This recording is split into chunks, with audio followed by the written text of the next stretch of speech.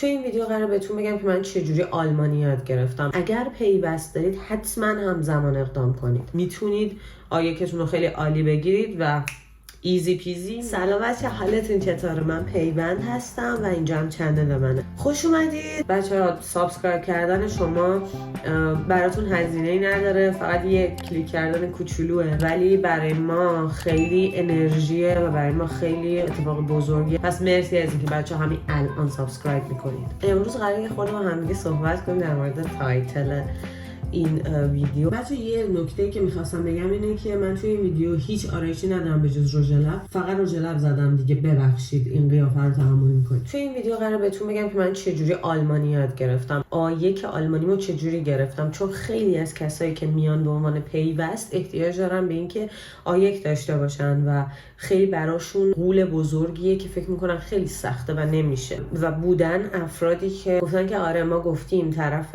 نفر اصلیمون بره و به عنوان پیوست غیر همزمان اقدام کردیم و مثلا 1 سال کارشون طول کشیده و فقط از ترس اینکه نتونن آیکشون رو بگیرن تا اون زمانی که قراره که حالا برن مصاحبه. بچه ها اول این ویدیو بهتون بگم حتما به صورت همزمان با هم دیگه اقدام کنید. اگر پیوست دارید حتما همزمان اقدام کنید. بچه ها من در مورد خودم بهتون بگم که کی آشنا شدم مثلا با زبان آلمانی. زمانی که علی از طرف دانشگاه اکسپت شد تازه فهمیدم که اگر من به عنوان پیوست بخوام بیام باید آیک آلمانی داشته باشم و انقدر آلمانی تو ذهن من غول بزرگی بود و هست که اصلا فکر نمی‌کردم که من بتونم زود آیک بگیرم. همون موقعی که متوجه شدم و ما توی آلانیا زندگی می‌کردیم رفتم دولینگو رو باز کردم و توی دولینگوم زبان آلمانی رو اد کردم و شروع کردم روزی یه دونه آلمانی خوندن. ولی دولینگو واقعا افتضاحه، یعنی من شاید بگم در حد 5% نهایت 10% چیزی که همین اندک آلمانی که الان بلدم رو از دولینگو یاد گرفتم. یعنی اینو میخواستم بهتون بگم. ولی دیگه شروع کردم گفتم خب اصلا بذار ببینم که چیه آلمانی. هی از همه جا هم میشینم وای چقدر سخته و اینا. ولی وقتی که رسیدیم ایران گفتم که خب من باید برم و آیکمو بگیرم. پس شروع میکنم به خوندن و خودخوان میخونم، کلاس نمیرم چون زمان نداشتم و اصلا نمیدونستم باید چی کار کنم و اینا. به همین دلیل رفتم توی یوتیوب سرچ کردم و یه چنلی رو پیدا کردم که معرفیش نمیکنم، دلیلش هم بعدم میگم. و توی اون چنل شروع کردم به یاد گرفتن آلمانی و در سطح تا مثلا آیک 1 و آیک 2 رو باید میخوندیم که بریم امتحان بدیم و قبول شیم. من میخواستم آزمون گوته شرکت کنم، پر بود و جا نداشت. یه آزمون دیگه پیدا کردم به اسم اورسته برای در واقع مؤسسه انجل آکادمی اتریشی. این مؤسسه اونو پیدا کردم که تهران جا نداشت. تو اون تایمی که میخواستم برم آزمون برگزار نمیشد، بعد میرفتم اصفهان. اصلا یادش میافتم دیوونه میشم. آزمون رو ثبت نام کردم، شروع کردم به خوندن. امروزی که من استارت زدم که از تو یوتیوب بخونم، 2.5 ماه دیگهش با مصاحبه داریم. خب بعد من دیگه هیچی شروع کردم و میدونستم که حدوداً 30 روز طول میکشه تا نتیجه آزمون بیاد. خیلی وحشتناک بود. گوته 2-3 روزه نتیجه آزمون میاد، ولی برای این مؤسسه این آزمون میرفت مثلا نتایج شما اتریش، از اتریش تصحیح میشد، بعد برمیگشت و بهتون اون سرتیفیکیت رو میدادن. گفتم اوکی مجبورم، هیچ کاری نمیتونستم بکنم. من شروع کردم با این چنل پیشرفتن و خوندن. تونستم تا آیک 1 رو تموم کنم، یعنی در همون حد خوندم، حتی کتابم نداشتم. در این حد بدون، یعنی کتابو به صورت فیزیکی نداشتم و حتی دانلودش هم نکرده بودم. فکر کنم آیک 2 رو دانلود کردم. آره هر چیزی که میگفت و آموزش میداد و همون رو نوت برداری میکردم و بعد با خودم مثلا میخوندم و تمرین میکردم. بعد نمونه آزمونم از توی اینترنت پیدا کرده بودم. نمونه آزمونا رو هم چند تا رفتم حل کردم که خب خوبه اوکی هم. و من آیک 2 رو اصلا استارت هم نزدم قبل از امتحانم، یعنی آیک 1 تموم شد. رفتم اصفهان، رفتیم 3 روز رفتم امتحانمو دادم. اکثر کسایی که اومدن آیک بگیرن، یعنی همشون کسایی بودن که میخواستن به عنوان پیوست برن. اصلا این آزمونو کسی دیگه نمیاد بده اصولا. این هم هزینه کنم دیگه. امتحان رو دادم و اومدیم تهران و حدوداً فکر میکنم 1 ماه بعدش نتیجه آزمون اومد. خب آیکم رو گرفتم و پایینش نوشته بود که sehr gut bestanden، یعنی خیلی نمرتم خوب بود. از کل 100 نمره من 3 نمره کتبی کم داشتم و 2 نمره شفاهی. نمرم خیلی خوب شد با خوندن فقط آیک. حالا چرا اون آدم رو معرفی نمی‌کنم؟ خیلی من ازش یاد گرفتم ولی خیلی بیش از حد توضیح میداد، خیلی چیزای اضافه میگفت، توضیحات اضافه میداد و واقعا اگر که شما زبان‌های دیگه نخونده باشید و اگر بلد نباشید چجوری زبان بخونید، واقعا خوندن آلمانی با این فرد خیلی کارتون رو سخت میکنه. چون مثلا در حد آیک شما 4 تا فعل رو باید مثلا فعل بی‌قاعده رو آموزش بدی، این یهو 50 تا رو میگفت و واقعا زده میشید ازش. به خاطر همین من نمیگم کیه، ولی تو یوتیوب بگردید قطعا خیلی آدما هستن که چه به انگلیسی دارن تدریس میکنن آلمانی، چه به فارسی. هر کدوم به دلتون نشست باش پیش برید، میتونید. من این شکلی خوندم و روز امتحان شفاهیم هم جالب بود. امتحان شفاهی اینه که یه نفر میرید داخل، ممتحن هست و حالا برای این آزمونی که ما داشتیم خانم انجل هم اونجا بودن و صدامون هم ضبط میکردن که مثلا که صدا رو هم میفرستن اتریش. خیلی عجیب پرسش. خلاصه سوالا رو پرسید و اینا و من یه جاشو مثلا خودم فهمیدم. یکی از غلطام این بود که یه عکس بود، این چیه که پوشیده، مثلا لباساشو بگو. بعد من دونه دونه گفتم شلوار، تو ذهنم نمیومد که چیه و گفتم جینز و اونو غلط گرفت ازم، میدونم. و بعد وقتی که تموم شد، یعنی تقریبا سوالا تموم شده بود و خیلی هم طول کشید، انگار با من خیلی حرف زد. گفت کجا یاد گرفتی آلمانی رو؟ یعنی جز مصاحبه بود، یعنی به آلمانی داشت می‌پرسید. گفت کجا یاد گرفتی؟ گفتم خودم یاد گرفتم. و گفت چه جوری؟ گفتم از یوتیوب. خیلی خوشحال بود از اینکه واو چقدر خفنی. ولی من اصلا خفن نیستم، چون اومدم اینجا فهمیدم که اصلا اینطوری نیست.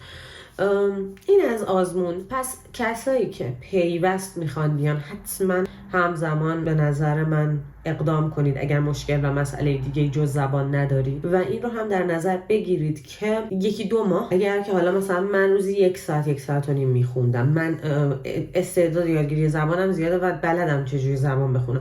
حالا اگر شما مثلا سختتونه یا حالا متفاوتید، اصلا یادگیری زبان براتون آسون نیست، بیشتر زمان بذارید. مثلا چه می‌دونم 3 ماه بخونید ولی خودتون کلاس برید یا هرچی، ولی بخونید، هر جوری شده بخونید و نترسید ازش بگید 1 سال زمان میخواد من آیک بگیرم. نه بچه‌ها، واقعا تو 1 سال خیلی بیشتر میتونید پیشرفت کنید. چون من خیلی ها شنیدم میگفتن آره 1 سال میخوایم زمان بدیم آیک بگیریم. حاجی شما آیک 1 رو بخونی رفتی و زدی. یعنی من با آیک 1 تونستم مثلا با 5 نمره 4 نمره غلط در کل، آره 5 نمره غلط، مثلا 95 از 100 تونستم بزنم. قطعا میتونید. این از این. ولی زبان آلمانی اینجوریه که هرچی پیش میری سخت‌تر میشه. انگلیسی اینجوری نبود. یعنی انگلیسی رو وقتی تا یه جاهایی میرسیدیم مثلا در سطح B1 دیگه بقیهش خیلی راحت تر میومد، ولی آلمانی اصلا اینجوری نیست. یعنی هر روزی که پیش میره و هر درسی که میری جلوتر یه مبحث جدیدتر باز میشه، یه آرتیکل جدید یاد میگیری، یه اتفاق جدید میفته و دیوونه میشی. این از این. نمیخوام توی دلتون رو خالی کنم ولی واقعا داغونه. و خواهش من از شما اینه قبل از اینکه بیاید آلمان، اگر تصمیم دارید بیاید آلمان، زبان آلمانی رو یاد بگیرید که راحت بتونید کار پیدا کنید. اینجا خیلی انگلیسی صحبت میکنن، مثل فرانسه نیستش که اگر انگلیسی حرف بزنید شهری مثلا کوچیک‌تر یا مثلا شهری که به غیر از پاریس کسی جوابتو نده. اینجا نه، خیلی انگلیسی بلدن. اما شما اگه بخوای یه کار مرتبط با رشته‌ت پیدا کنی یا اگر هر کاری بخوای بکنی، بهتره که زبان آلمانی رو بلد باشی. یه پوان مثبته. به نظر من تا B1 حداقل توی ایران بخونید و کلاس حضوری برید، گروهی برید. من خودم خیلی طرفدار کلاس گروهی ام. حالا منو نگاه نکنید، خودم خوندم و الانم خودم میخونم. و اینکه مثلا الان من 1-2 تا مؤسسه رفتم و آزمون تعیین سطح دادم، گفتم مثلا باید B1 بشینی، B1 بشینی مثلا. و من خودم تا B1 مثلا B1 خونده بودم. این خیلی کار سختیه. خودتون بخواید بخونید خصوصا زبان آلمانی و نشدنی نیست، شدنیه، منم کردم، ولی خیلی سخته. اگر کلاس ثبت نام کنید و اگر کلاس حضوری برید، توی گروه باشید، با بقیه تعامل داشته باشید، خیلی بهتره به نظر من تا کلاس‌های آنلاین، مخصوصا کلاس‌های خصوصی. من خودم خیلی امکانش بود که از ایران کلاس خصوصی بگیرم، چون اینجا 2 مشکل هست. یکی اینکه خیلی جاها با ساعتکاری من مداخله داشت و نمیتونستم کلاس بگیرم، و 2 اینکه اینجا خیلی گرونه و راستشو بخواید من هنوز دلم صاف نیستش که برم سر کلاس. ولی پشتم باد خورده، الان چندین ماه هیچی آلمانی نخوندم و تنها کاری که میکنم اینه که ویدیو نگاه میکنم، یوتیوب آلمانی که خیلی یوتیوب چنل آلمانی بی‌مزن اکثرشون، حالا اگه میشناسید خوباشون رو به من بگید، یا مثلا تلویزیون همینجور رندوم میزنم یه سریالی باشه، یه برنامه آشپزی باشه، چیزی باشه، یه ذره سلنگ آلمانی رو یاد بگیرم. اما بچه‌ها برید کلاس، اصلا به این حرف اعتماد نکنید که تو محیط یاد میگیرم. بچه‌ها داشتم اینو فشار میدادم ترکی علی بفهمه پارم میکنه. شت اصلا کجا؟ از اینجاست. من اومدم خیلی واسه علی ناراحت شدم الان دانشگاه و بیاد بفهمه این اینجوریه خیلی ناراحت میشه. بچه ها اگر که فکر میکنید بیاید توی محیط یاد میگیرید، سخت در اشتباهید. مگر اینکه به 1 به 2 باشید، به 2 من میگه بعد بیاید توی محیط یاد بگیرید. چون واقعا این چیزی که کف کوچه خیابونا میبینیم، میشنویم و از مردم میشنویم 150% با اون چیزایی که توی کتابا و توی کلاس ها میخونیم فرق داره. توی همه زبان ها هم منهای انگلیسی تقریبا همینطوریه. من مثلا به 1 داشتم رفتم فرانسه و از ترس به خودم میترسیدم واقعا. حاجی الان چی دارید میگید؟ چرا من متوجه نمیشم خیلی چیزا؟ چرا از چیزایی که میشنوم مثلا 60% رو میفهمم؟ من که این همه سر کلاسام نمره هم همه 100. واقعا دارم بهتون نصیحت میکنم که حتما بخونید. شاید به 1 به 2 باشید بیای اینجا خوب یاد بگیری، ولی اصلا با A1 بیای هیچ یاد نمیگیری، مگر اینکه خیلی طلبه زبان یاد گرفتن باشی مثل من. چون من خوره زبانم و عاشق اینم که زبانهای مختلف رو بلد باشم. ترکیه رفتیم، ترک رو یاد گرفتم در حدی که کارم را بیفته. مثلا عربی و از موزیک گوش دادن و چند تا سریال عربی دیدن از بچگی تو خونمون اینجوری ما میدیدیم، خیلی چیزا یاد گرفتم. زبانهای زیادی بلدم از هر کدوم یه ذره و واقعا دوست دارم زبان یاد بگیرم. الانم توی محیط کار وقتی که مثلا صحبت میکنیم و یا میشنوم اینا سری میگیرم، خیلی وقتا تو گوشیم یادداشت میکنم. اگر اینجوری خلوچل زبانید، آره شاید یاد بگیرید، ولی اونم خیلی کند اگر کلاس نرید. اگر که از ایران بخونید خیلی راحت، خیلی با خیال جمع، مثلا برنامه‌تونه که 2 سال 3 سال آینده بیاید، از الان شروع کنید، خودتون رو به 2 برسونید، بعد بیاید اینجا خیلی خیالتون راحته. خرید میخواید برید، احساس اینسکیور بودن ندارید، هر جایی که میخواید برید دوست پیدا کنید، با آدما صحبت کنید، با آدمای مسن‌تر صحبت کنید، خیلی راحت‌تر میتونید ارتباط برقرار بکنید. ولی اگر که 0 بیاید، 1% مثل من بیاید، خیلی براتون سخته. من خودم دیوونه میشم مثلا یه سری چیزا رو که میگم و میدونم تو ذهنم درسته، بعد که میگم غلطه یا ساختار خیلی ساده استفاده میکنم، مثلا خودم بکشم. ولی زمانی که یه جمله مثلا پیچیده چنم که از 2 تیکه تشکیل شده میگم، پرواز میکنم. پس به این فکر کنید که اگر زبان خیلی خوب بلد باشید برید توی اون کشور، چقدر لذت بخشه. پس این ویدیو 2 تا پارت داشت. یکی این که خودتون قطعاً به صورت 50% میگم، 50% چون شاید خودخوان و 50% دیگه‌تون با مثلا 1 ترم کلاس رفتن میتونید آیکتون رو خیلی عالی بگیرید و ایزی پیزی. ولی به هیچ عنوان خودخوان ادامه ندید، چون آدم سردم میشه. مثلا من با اینکه تو محیطم سرد شدم، خیلی کمتر، اصلا اینجوری نیست که هر روز درس بخونم، شاید مثلا 2 هفته یه بار یه نگاهی تو کتابم میام توی یادداشتام بکنم. کلاس برید، کامل یاد بگیرید زبان آلمانی رو و بعد ایشالا بیاید اینجا و بهتر یادش بگیرید. و اینم میخواستم بهتون بگم که اگر تجربه‌ای دارید در زمینه یادگیری زبان آلمانی، چیزی من نگفتم، چیزی اشتباه میگم از نظرتون و فکر میکنید که شما بهترش رو میدونید، راهی که برای شما جواب داده برای یادگیری زبان آلمانی، به من بگید، اینجا بنویسید توی کامنت ها. و اینکه بچه‌ها کانال ما رو سابسکرایب کنید و برای دوستاتون بفرستید. ویدیوهای خیلی زیادی در راه، ولاگ های زیادی در راه. من سعی میکنم که یه سری کانتنت های متفاوت تری هم تولید کنم، شاید به زبان انگلیسی هم، شاید مثلا چه میدونم از بچه‌ها هم کمک بگیریم. خیلی چیزا تو ذهنمه، ولی چون دارم کار میکنم، چون علی درس میخونه، کار میکنیم و همه این چیزا هست، یه ذره سرمون شلوغه و یه ذره سخته هندل کردن یه چنل. خیلی حواستون رو جمع کنید روی کاری که دارید میکنید، سعی کنید تمرکز کنید، سعی کنید که حتما به صورت مداوم بخونید زبان رو. یه جاهای دیوونه میشید، یه جای خیلی سختتونه، ولی ادامه بدید. باز اگر هدفتون اینه که بیاید آلمانی یکی از زبان‌های خیلی سخت از نظر من تا اینجا چیزایی که یاد گرفتم. یکی از سختی‌هاش اینه که خودم دارم میخونم، خودم خوندم و کلاس نرفتم، نمیدونم این چه کرمیه که ببینید. ولی یه چیزی هم بهتون میگم، مثلا اینجا اگر بخوای کلاس فشرده بری، ماهی 740 یورو هزینه‌شه و اگر بخوای که مثلا هفته 2 روز بری کلاس، ماهی فقط 8 جلسه 210 یورو هزینه‌شه. کلاسیه که نزدیک خونه ماست و به من گفت بیا سر کلاس B1 بشی. چه تایمش بهم نخورد، خیلی دیر بود، ساعت مثلا 7 شب تا 8، نه 7:30 تا 9، خیلی دیر بود واقعا. روزش هم که سر کارم نمیتونم.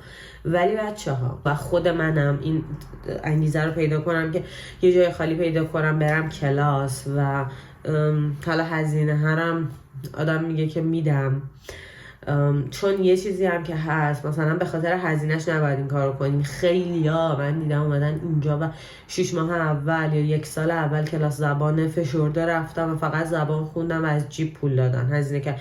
چون نمیتونی سر کار بری اگه فشرده باشه، روزی 4-5 ساعت کلاس، نه هیچ کاری نمیتونی کنی، فقط صبح درس بخونی که سر کلاس بشی، شب بعد درس بخونی و فردا 5 روز در هفته کلاس داری فول تایم. و من خیلی یار دیدم که اینجوری کلی هزینه کردم، ولی مثل سرمایه گذاریه و ما هم باید این کار بکنیم. یعنی منم مثل شما ها باید بشینم شروع کنم بخونم. حالا آپدیتتون میکنم که چقدر پیش رفتم. من مثلا خیلی وقتا با آلمانیا که حرف میزنم، یه سری جملات و یه سری اصطلاحاتشون رو یادداشت میکنم، میگم الان اینو گفتی، میگه آره، تو گوشی مینویسم. یه دفترچه هم دارم، توی اونم چیزای جدید آلمانی که میشنوم یا مثلا میخونم جایی، اینا رو مینویسم و بعد یه موقعی مثلا تو اتوبوسم دارم سر کار برمیگردم، اینا بهش نگاه میکنم و مثلا مرور میکنم. ولی واقعا خیلی کم وقت میذارم، شاید هفته 2 ساعت مثلا من برای سر جمع آلمانی یاد گرفتم خوندنش وقت بذارم. ولی بعد واقعا این انگیزه رو پیدا کنیم که بشینیم هم دیگه آلمانی بخونیم، موفق باشیم هممون دیگه. خیلی مهمه بچه‌ها توی کشوری زبانشو بلد باشید. میگم اکثر مردم اینجا آلمانی حرف میزنن، ولی مثلا یه نفر اومده بود برای درست کردن اینترنت خونمون و انگلیسی بلد نبود و اگر من آلمانی بلد نمی بودم، همین میزان دست و پا شکسته، واقعا خیلی اوضاع داغون میشد، چون اصلا نمیتونستیم باشه ارتباط برقرار کنیم. اینم بهتون میگم که مثلا ما آشنا داریم، طرف 40 سال اینجاست و نهایتش در حد اینکه بخواد بره یه دونه خرید کنه آلمانی بلده. یعنی اصلا تو محیط قرار نیست شما چیزی یاد بگیرید، خیلی باید نابغه باشی تو محیط، فقط صرفا تو محیط بخوای یاد بگیری نمیشه. شما باید به صورت آکادمیک این زبان رو بخونی، چون این زبان اصلا زبانیه که خیلی خیلی عجیب غریبه.